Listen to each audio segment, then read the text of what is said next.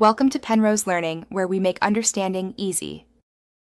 You begin by confirming you have local admin rights and network access to the license server. This is essential because permission errors block configuration. Next, make sure the server is joined to Active Directory and that DNS resolves the license server name. Once done, open Server Manager, navigate to Remote Desktop Services, and locate the RD Session Host deployment. This is where you set licensing mode and specify the license server.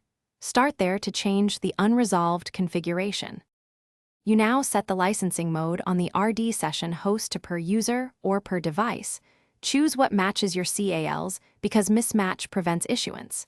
After selecting mode, add the license server by fully qualified domain name and confirm the server shows as available. The host contacts it to obtain licenses.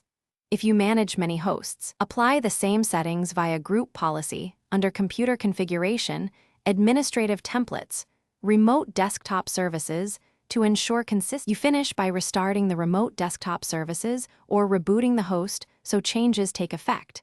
This forces the host to recontact the license server. Then inspect Event Viewer under Terminal Services Licensing for any error codes and messages. These tell you why clients still see not configured.